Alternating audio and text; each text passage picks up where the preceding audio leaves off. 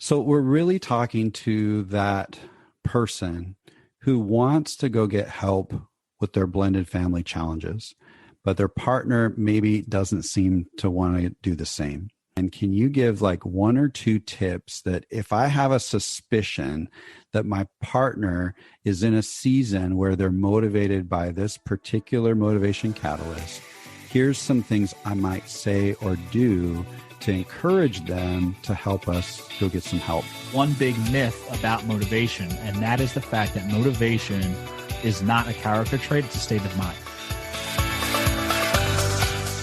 Welcome to the Blended Family Coaching Show, where you'll discover how to move your step family from just surviving to truly thriving. Grab your headphones and listen in as we share practical, real-life strategies for building healthy bonds, Understanding the kids' perspective, romance and partnership, parenting with great teamwork. and yes, even co-parenting with a difficult ex. We're Mike and Kim Anderson, and we believe with the right tools, every step couple can overcome the common challenges of step family life. Join us for authentic and sometimes comical conversations to discover how you can lead your family with confidence and create the future you really want. Well, hey, welcome. We are so excited that you're joining us today as usual, and we're super excited about this particular episode because we've got some friends on with us this week. Now, we were talking last week about the challenges when it comes to trying to maybe talk to your partner about getting help. Right. And we talked about different ways that we might approach our partner that could be more valuable than maybe what we've been doing lately. And in the middle of that, we started thinking about motivation. Mm-hmm. And we've gotten connected with our friends, Matt and Maria Granados. Mm-hmm. And we're excited to have them on today. Hey, Matt and Maria, how are you? We're doing Great. well. How are you guys doing? Good. Thank you so glad much. to have you. Yeah, thanks for being here. Now, Matt and Maria are in O'Fallon, Missouri, right? Yes. That's right. Yeah. And they live there. They've got two kids, Natalie and Zach. How old are your kids? Natalie is 3.5 and Zach is, what do they call it? 22 months. All right. Oh, still Almost in the months. two. He's Still counting basically months. 2. Nice. Awesome. little Yeah, ones. very good. And we can't leave out your pup, Bruce Wayne. Love the name, by the way. Yeah. That's awesome. He was the first child, really. nice. Yes. Good, Yes. good. The fur baby before the babies. Yeah. Right. Well, we are all about blended families. And so some of our listeners might be thinking, now, wait a second, that doesn't sound like a blended family. And you're not. But here's why we got connected with you and why we would love to have you talk to us. It wasn't that long ago that Matt released a book called Motivate the Unmotivated. I love that title. I know. Sometimes we really need to motivate each other because Yes, we're we do. very unmotivated. Especially me. And so as we've been talking about this, wanting to get help, but then sometimes we run into people who have a partner who says, I don't know if I'm too motivated to go get help. And so last episode, we were talking about, well, what are the ways we can approach our partner differently? And we started thinking about, wow, you guys talk about motivation catalysts, and we just want to spend some time hearing from you about these motivation catalysts, and then we'll try to tie that together where couples who are in blended families are really trying to motivate each other to move forward and get help and just do better. Yeah, or maybe just try something new. Yeah. So would you share with us a little bit about your book and about this idea around motivation catalysts, and what can you tell us about all that? Yeah, so I'll be the nerd with the details. Yes. Love it. The color commentary. I'll fill in what he misses. That's kind of how the relationship works, right? But basically there's 4. And we found that these catalysts, and this is why we call them catalysts, is they spark motivation. We kind of describe motivation as being like a flame. And the best way to think of it is like your pilot light in your house, where if you manage it properly, you can simply turn it up and turn it down and it works wonders. And if you don't manage it properly, you can blow your house up. So motivation is a very powerful tool. It draws the line real close to manipulation. So we need to make sure we're not using this for evil, right?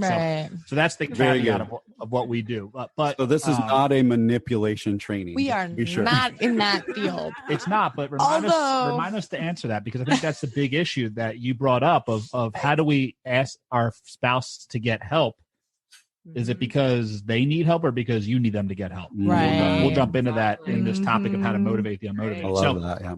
Catalyst, I will give it to you real quick. And you can obviously read them throughout the book, but there's 4. So it's freedom, acknowledgement, support, and connectivity. Okay. And again, this is not what you get for being motivated. It's what makes it worth your time. So the term that we use, it's an acronym, and we love our acronyms. And by we, I mean me. Just Matt. I really love You're not very motivated to do. I'm not very motivated, and I'm not motivated by acronyms. No way. I just can't spell very well. Yes. So if I do acronyms, there's a less likelihood of getting it wrong. That's a But clue. anyway, it's PVTT, and that's personal value tied to task.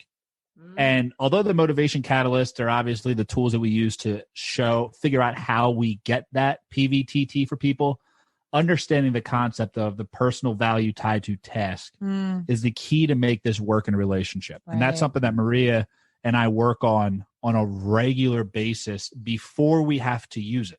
And that's kind of the structure that I think we will be talking a little bit more on as we go into it. That's great. Thank you so much.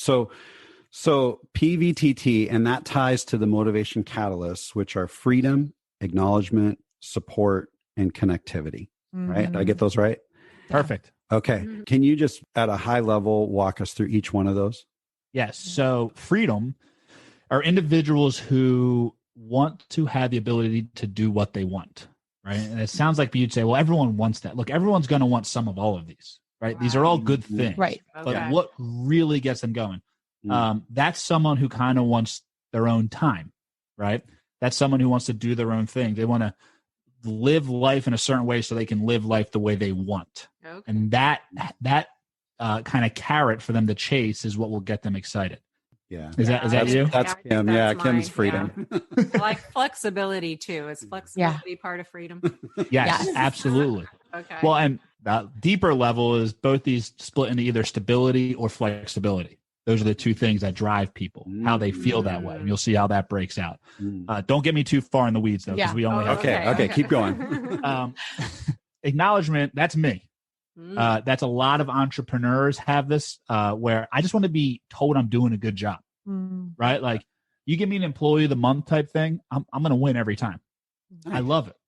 That's Right? me, isn't it? Yeah, that's me. for sure. There we go. See, I knew we liked each other, Mike. The words of Support. affirmation. Yes.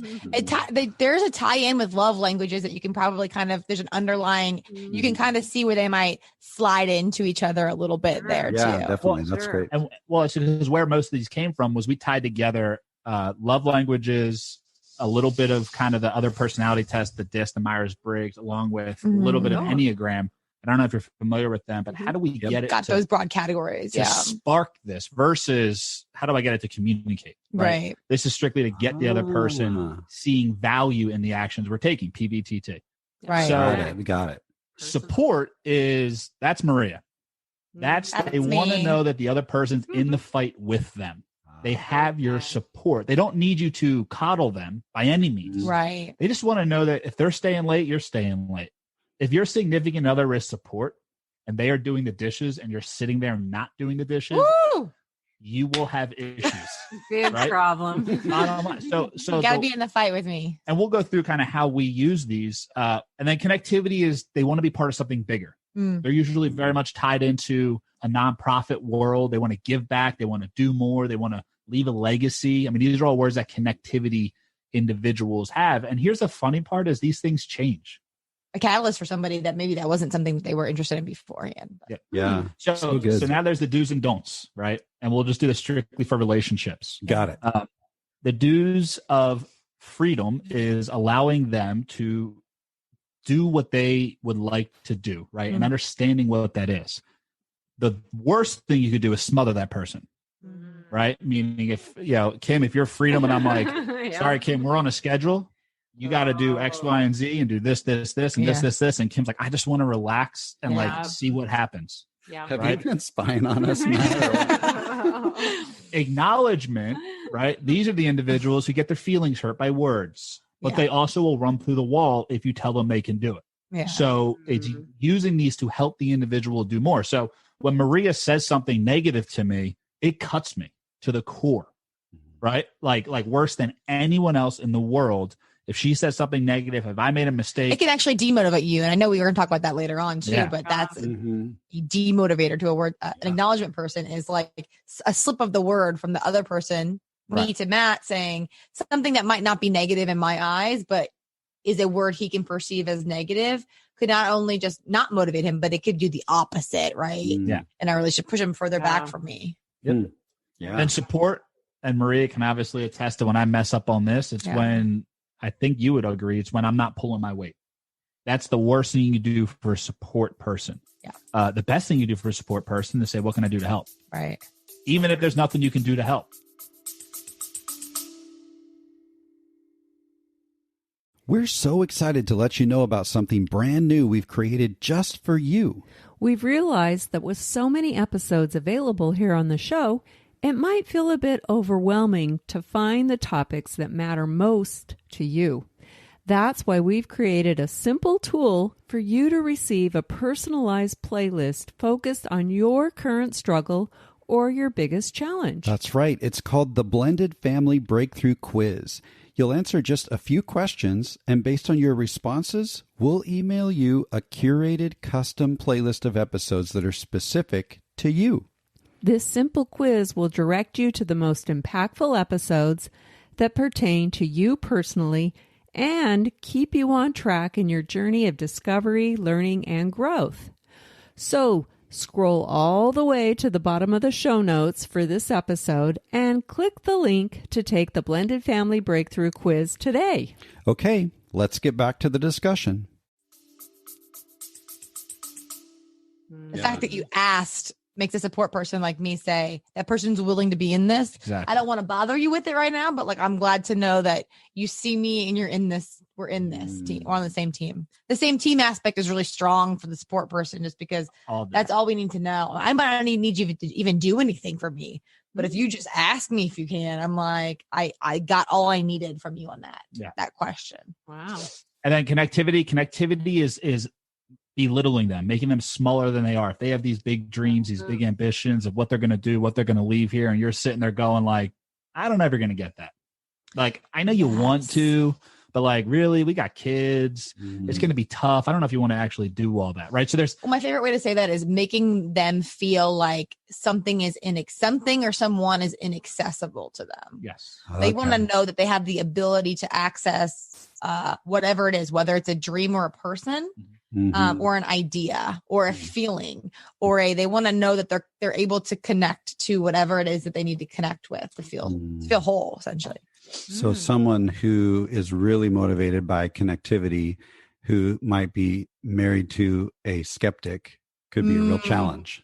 Yeah. Yes. And it's not about having that was my sister to completely change yourself, but it's to change each other. Like that's the thing. Like my job is not to change Maria. It's to grow this relationship with Maria. And that's why I love having her as a partner is, look, I'm not easy to be with at all. Right. I got new ideas. I'm running 1,000,000 miles a minute. I throw her on a podcast without preparing her for what's happening, which goes against the support concept. Right. Like I mess this up all day long. Maria, did you know we were meeting today? I did. Okay, I follow my emails and my Google Calendar is okay. Just making sure. So back to what you were saying, Matt. You mess up. Yes. On a regular basis. I don't know what fill in whatever next Talking line about is. growing together.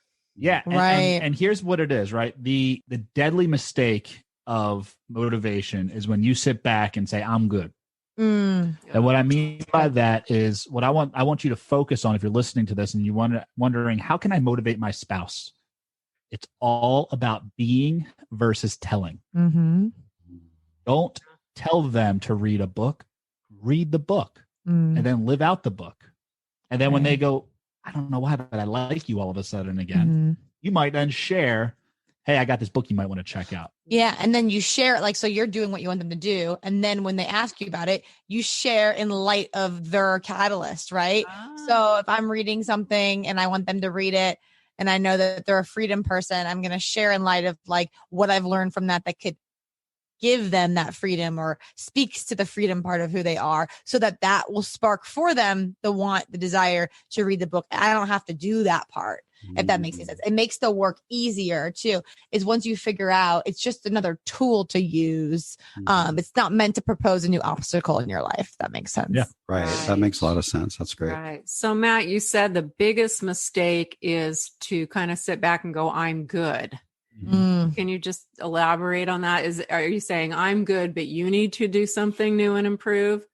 Yeah, that's part of it. Okay. Right? And the one thing, and the reason I'm excited to have Maria on this with me is because we do a lot of things before we need them. What I mean by that is we have a very specific structure to how we do our life.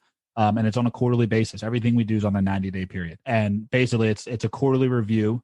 It's a monthly celebration. It's weekly planning together.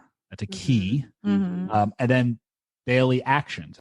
Yes. So that's why I say, the mistake of I'm good is, hey, Maria, you know what? Like, you really got to get motivated. I'm going to sit here on the couch, but those dishes, they're calling your name. Or you, or you assume that because you have these big lofty goals and a plan, and a lot of entrepreneurs are like that, or they'll say, I have my written down goals. I have my quarterly plan for my company, for myself, all these things. And then it's like their daily actions aren't lining up. So to say I'm good, if he was to come to me and say I'm good, but yet I saw in the day, he wasn't doing those things. As a support person myself, I'd say, I don't feel like you're in this with me. I don't care what your big goals are, right? Like nobody cares. You're not in the daily actions doing the things that would cause us to kind of like thrive and jive together. So you're continually lighting each other's pilot light. It's a way of life for you.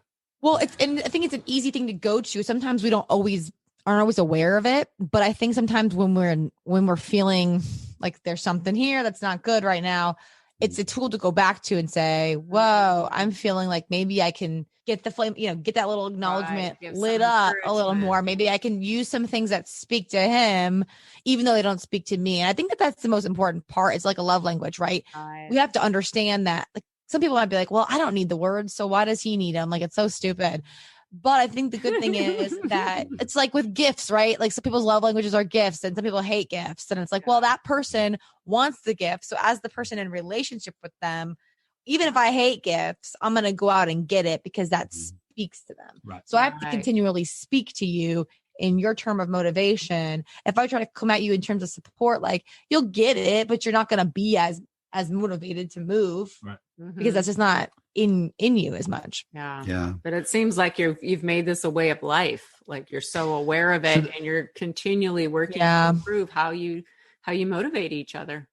The biggest thing we do is we use systems before we need them. Right. You mentioned that earlier, but it's so true. And that's why we're able to, we have a daughter, Natalie, who has some major medical issues, which, the first quarter, this is pre-COVID, right? The fourth quarter of 2019 to the first quarter, through the first quarter of 2020. We were in the hospital for about 40 to 50 days. Yeah. Wow. Right. So it's just a crazy situation. And the thing that everyone kept saying is like, how do you guys do it?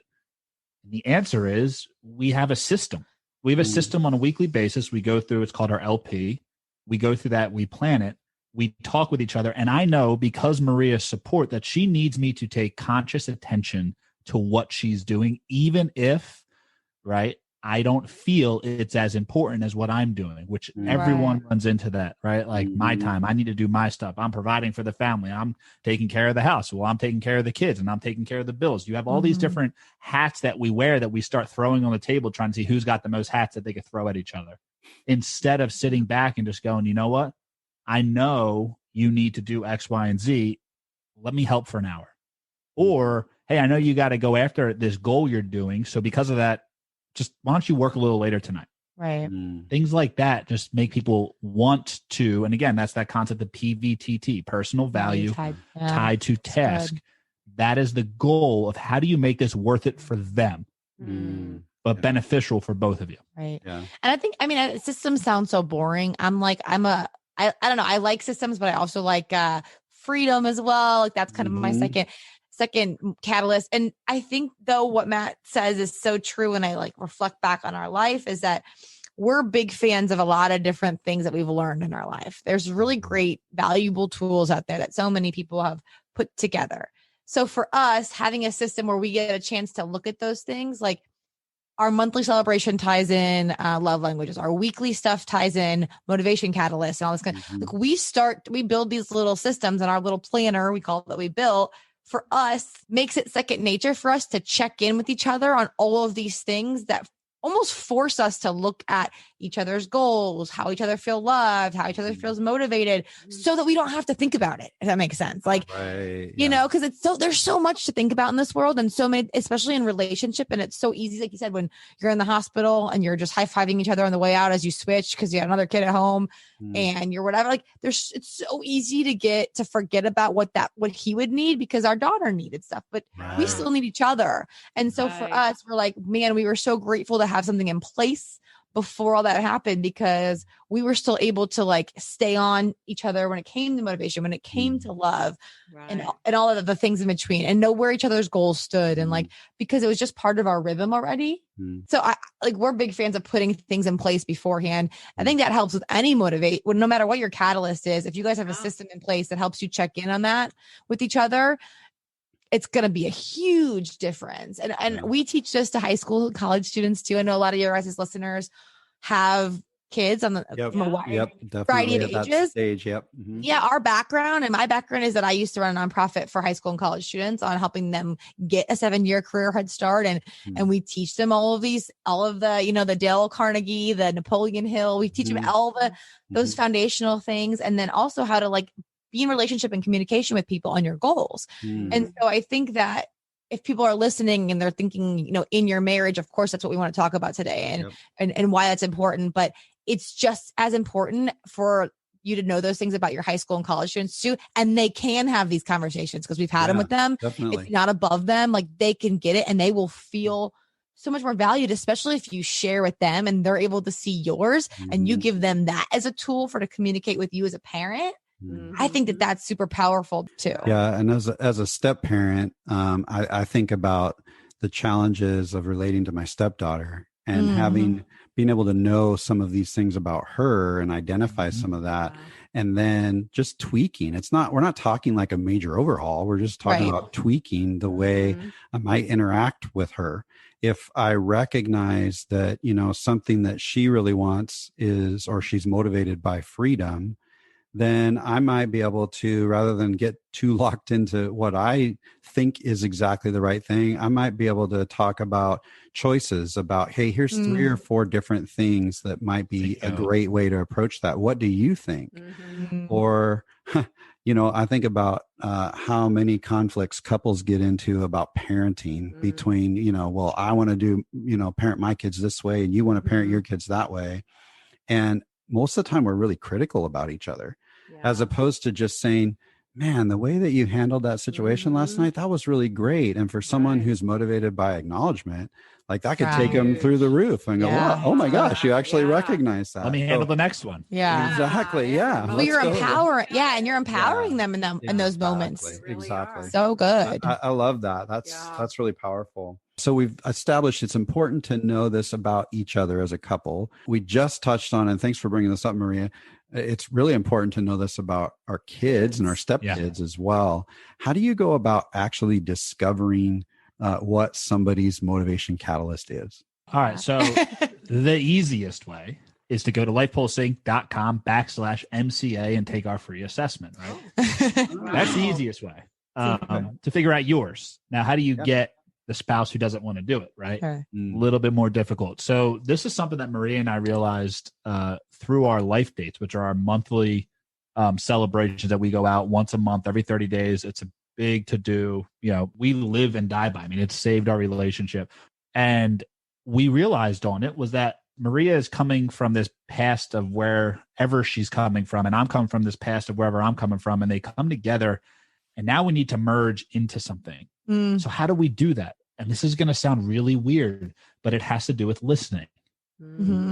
Listen to what they say, and you will be able to understand what motivates them. So there are 3 questions that if I hear the answer on a weekly basis, 4 to 6 times in a row, I can motivate someone to do almost anything I want.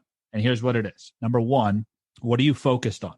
Number 2, what are you grateful for? And number 3, what are you working towards this week? That's all I need to hear.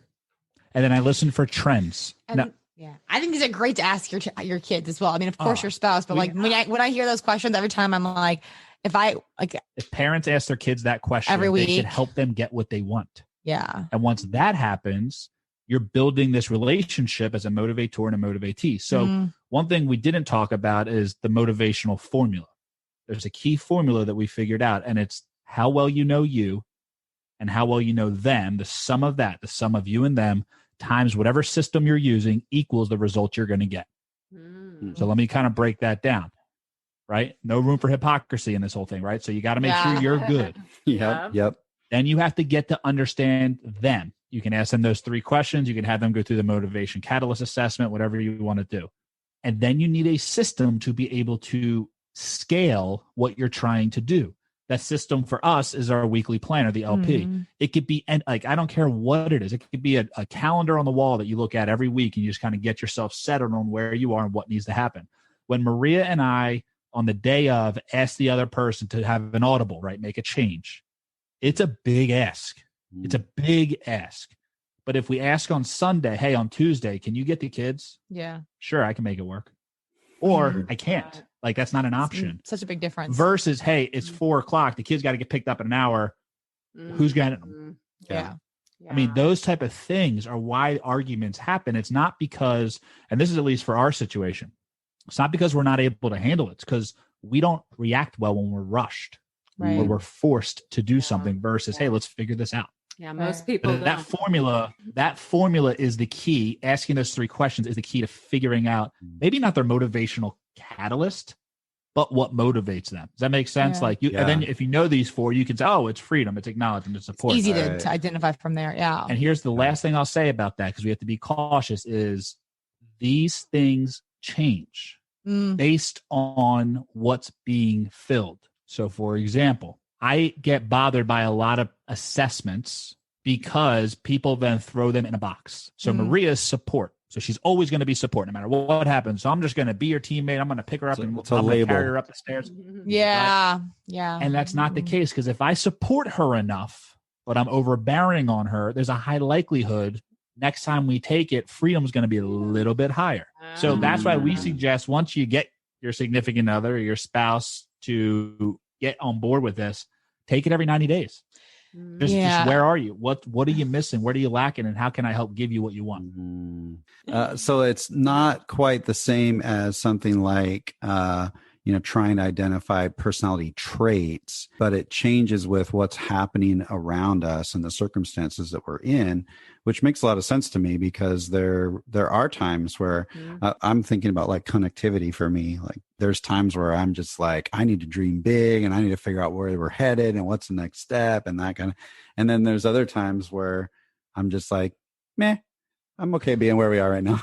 Right. Which is a great segue into the one big myth about motivation. And that is the fact that motivation is not a character trait. It's a state of mind. Right. That's really good. So I go after clients. I don't want to say aggressively, but I do almost everything aggressively. That's just kind of how I do it. Fact that we don't call people motivated or unmotivated. That's not how the terminology should work. Instead, they are being motivated or they are being unmotivated. And if it's a character trait, I could change the mind. That's why Motivate the Unmotivated, the first chapter or 2 is me debunking the myth that you can't motivate people unless they want to be motivated. We all have a desire. And when you are in that unmotivated mindset, you are somewhere in between lazy and unaware. And when you think of it that way, it's like dealing with somebody who has a challenge that they need to overcome, and it makes it easier to have compassionate towards them when you understand in that capacity, rather than like they're just unmotivated. It's like, well, there's some, like, they might even be unaware to a certain degree. So if I can step into that space and help them build awareness, and the whole idea of all of this only matters. The whole reason we're doing motivation in general is to eventually help somebody to self-start that motivation, right? Yeah. So it's not so that I have to sit here and be your motivator every day. And I will be, because that's the commitment I made to you. But at the same time, especially when it comes to teenagers or whatever, your college students, your kids, it's like the idea is to instill in them this idea and this awareness that they even understand how they're motivated, and so that they can seek those things out in themselves. And then in turn, in the world, go and seek that for other people, be that for other people so that they can then help build that. It's like a domino effect of like somebody helped me figure out how I was motivated. So I'm going to go do that for somebody else, and creating this sort of like place where we all have the ability to do it internally, but we have the desire to help somebody else do it as well. And I love that. I got to backtrack on this for just a second. Okay. Step parents, you need to think about this through the lens. I know we're here to talk about marriage and motivating our partner. I just so believe that step parents need to think about this through the lens of evaluating your stepchild. Because I know I've been in this boat over and over again where I thought that Annika it was her being that was flawed, or character. But what I just heard in that little bit of the discussion is that this is not a character trait. It is a state of mind. It's not that your stepchild is a lazy kid. It's not that they're a brat, or they're not, they just want to avoid their responsibilities. It very well could. I love the way you said that. It's not that they are or aren't motivated. It's that they're being motivated or not being motivated. And if you can just make that mindset shift, just that little tweak, imagine what might happen in your relationship between you and your stepchild, because your words are going to change, your attitude toward them are going to change. I really want to, any step parents listening to this, I really want to encourage you to really think this one through, because I think it's huge for your relationship. Okay, I'll get off my soapbox on that one. It's great. And again, I know we keep going back and forth, but you keep going to new chapters in the book. And it's the concept of the tyranny of negative expectations. Right. I have a whole chapter about that, where what you start doing based on what you're saying with step parents, if you're not seeing them in the light that we're trying to share they are, you're setting them up for failure because you're expecting it from them. And they're expecting to give it to you. And the bar is set right there. And no one raises a bar unless there's a reason to, right? Like I said, that's why I said people aren't motivated or unmotivated. Now, people are naturally lazy. The human body is made to conserve energy, right? Our job is to put as little energy out and get the result we need. However, we are able to trick that by putting motivation on top of the body to force it to go. But if you're sitting there going, they're just unmotivated, they'll never get off the couch, all they want to do is play video games. I'm sitting here, I'm going, these are all motivational tools we can use. Yeah. This is awesome. They like the couch? Let's get them a nice one. Yeah. As long as they keep the room. Right? Yeah. And it concepts like, well, isn't that bribing? Doesn't that teach them a bad lesson? And unfortunately, if you haven't recognized, the world will reward you for doing certain actions. Mm-hmm. So what are we doing by not teaching that to our kids on how to get what you want is do what needs to be done? So we're really talking to that person who wants to go get help with their blended family challenges, but their partner maybe doesn't seem to want to do the same.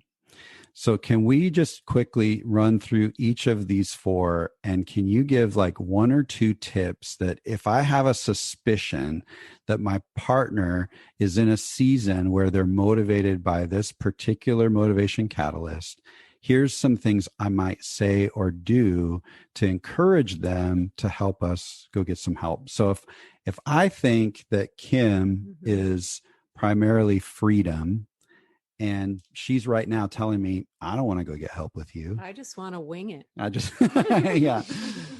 What are one or two things I might do or say that would help her to think a little bit differently about getting help? So a couple things, and this is something that right now we talk about on a regular basis, is what's your intention? And what I mean by that is there's a lot of times where I want Maria to get help, not for Maria's sake, for my sake. Right. If that's the truth, then I'm part of that issue. So let me correct myself first, and then we'll figure the rest out. So how would you take that through each of the, like you had to give like an example of each of the catalysts. How would you do it? This is why I love having you on these, right? She keeps me focused. So the first is with freedom, right? So let's use, do you want to be the person with the issues? Sure. It's a lot easier. It's a lot easier for me to do that. With the issues. So if Maria's motivation catalyst is freedom, and I want her to get a little more structure, right? I want her to try this little LP book that we have, right? This thing that is a pen and paper planner, goes against everything that is who Maria is. Free spirited, wants to do her own thing. I'm going to ask her like, hey, what is it you really want to do? I want to have Sundays where we do nothing. Perfect. In order to get that, would you be willing to try this, or this? No, I'm not willing to try that. Okay, cool. Let's go back to the drawing board, right? See, we can't ask them to do something and expect them to say yes. Right. That's something Maria coins all the time, expectation hangovers, right? Where you're like ready to share, you're ready to share, you're ready to share. And then you tell them and they're like, okay. You're like, wait, what? Like that was an epiphany to me, and to you just kind of brushed it off. So that's freedom. Acknowledgement. So hold on, before we move on, if I'm wanting to ask Kim to come with me to, maybe do a consult call with somebody to get some help, maybe what I would ask then for her with her freedom is, what is it you really want for us? Can you help me understand what you want for us, or what is it you would like to see for our future? Can you help me understand that? Is that right? Did I get that right? Yeah, 100%. Okay. And that's a great example. When we go to see counselors, and we do it before we need to, right? Right. It's been helpful, right? Like I said, and people are like, why do you guys go see counselors? You have a podcast about we weren't always that way. I'm like, because we're just as broken as everyone else. We're crazy. Like, it's insane. Come live with us for a week. You listen to us for 30 minutes on a podcast. Come live with us for a week and see what we got. So that's a great example. If you want to, we'll go to support next, and then we'll jump back up to acknowledgement and connectivity. But so I'm a support person, and I'm the one that was resistant to counseling. So we can kind of use it. So for me, the idea is I need to know somebody's on my team, in my corner, in my whatever. I have a wound of counseling from the past, people in my life. Maybe they saw somebody who wasn't a positive counselor and caused them to cut off friendships with me or different things like that, where I had a wound of it. So to say we're going to go there as a married couple instantly made me think that person's not on my team. You know what I mean? So how could he then approach someone like me who has that wound? And my catalyst is support. How did you approach me about it? So a couple of things I did was I let you know that I understood what it is you were going through, like validating their concerns. And this is all like relationship 101 stuff, right? So this isn't new stuff for probably some of your listeners.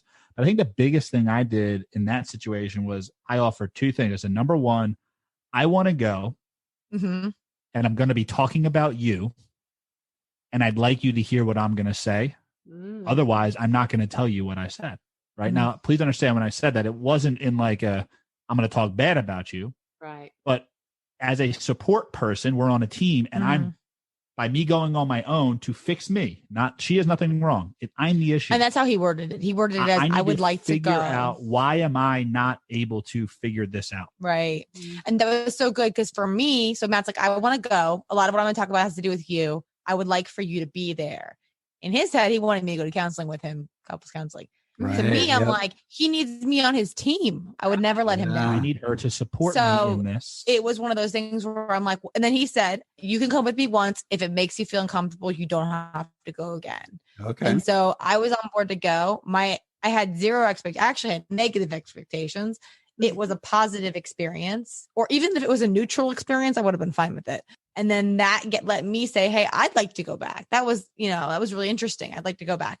And so that's how a support person can really be approached in that way. And then acknowledgement for me is something, the fact of, hey, what we have has a lot of potential. I love being with you. We got some issues we got to deal with. Like, I want to take this to the next level. I want to protect this relationship because that means so much to me. Like that kind of language. Those are things I use a lot to speak to Matt. I'm doing dishes. I'm cleaning dog poop. Right? She's like, you just do it so well. Okay. Or I'm just like, I am grateful for what we have. I've heard a lot of things from different people in my life, and like when I come back home to our relationship, I'm just so grateful what we have. I do want to work on a couple of things. Like, would you mind reading this book with me? Like, would you mind going? So that's kind of how I approach him. Is like, this is awesome. Now I want to make sure, like, that's, we always talk about putting systems in place first. I think the acknowledgement person always acknowledge what you guys already have as good. And talk about how you want to protect it or grow it for the future, because that allows them not to see themselves in a negative space currently, but maybe they will be motivated by protecting that moving forward. I love that. That's great. That's so much more effective than coming forward with your big long list of what we need to fix and what's wrong. And what's broken. What's not working. You can argue. Well, they can get defensive then. Oh, That, yeah. And then shut down. Yeah. You can argue thoughts. You can argue beliefs. You can't argue experience. Mm. Right. So here's what I'm Say experiencing. that again. Oh, I got to remember what I said. You can argue thoughts, beliefs, but you can't argue experiences. There you go. It's huge. And then with connectivity is, again, it's all about what we're doing outside of us. Mhm. Like, I want to be a For role our model kids, for our kids. community. But here's the thing. The other person is not the problem. Yeah. We have to recognize that. Like relationships are not 50-50. They're 100-100. Right. And if it's not working well, you're both messing up. It takes two to fight and it takes one to stop it. And if you are fighting, you're part of the problem. Mm-hmm. So the biggest thing that I think, once you were to have them jump in, read that book, take that course, go to that therapist, whatever it is you want to do, right? Sign up for Mike and Kim's coaching, whatever it is you want to do. I think what has to happen is go into it so that Mike and Kim, if we were to come on board with you, I'd go, guys, you got to help me. I would not point out what's wrong with Maria. Yes. Yes. Let Maria bring that up once she sees it's a safe place. Right. 2 reasons. Number 1, that's not the point of this. You guys aren't referees. And 2 is the fact that I might have a blind spot. Yeah. Right? That's so good. You know, one of the very first discussions we have with clients who come and get to meet with us and we get to connect with them is, hey, if you're coming here to fix them, meaning your partner, then you're in the wrong place. Yeah. You've got to start by looking at yourself. Right. And that's why we're here. And we're going to help you through that. We're going to support so you through That's that. really So good. that's great. That was so helpful. Really good just to Yes. walk through the 4 catalysts and identify some different ways to approach. Let's say somebody's listening and they're like, man, we need to go check out what Matt and Maria have for us. I know you guys have a podcast called Relationships. I like that, like all capital real and then Asianships. I like that. Where else can they find you? So they can find us on our website, which is lifepulseinc.com, or on any of our social media, which is at lifepulseinc. Maria is way more busy on social media and gives a lot of real content. So I always like to put her out there as the person. If you want to see any of us do anything, go see what she does. It's a little more exciting.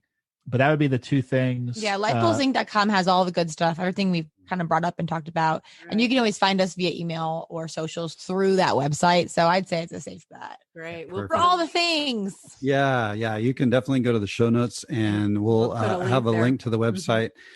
So you can reach out to Matt and Maria if you want to go and check some of their stuff out. Grab the book. It's available on Amazon. Is that right? It is. That is okay. correct. It is. So check it out. Yes, It is. The podcast is very fun too. Yes. Yeah.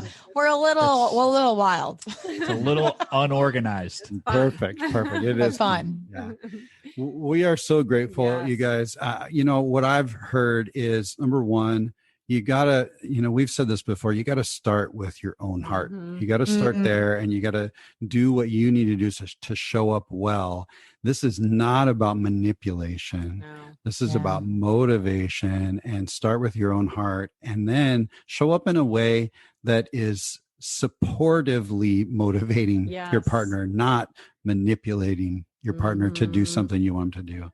Such a great conversation. We're so grateful for your guys' message. Fun. I really hope that our listeners are able to take some ideas away. With you. Absolutely. Yeah. Awesome. We're grateful for you guys having us too. It's always fun to talk, and especially with people that are trying to help other people grow. It's so important, and we love what you guys do. So thank you for what you guys do. Thank you very much. Yeah. Thanks for being on the show. We Yeah. really appreciate it. Yeah. Thanks so much, guys. Well, that is going to bring this episode to a wrap. Until next time.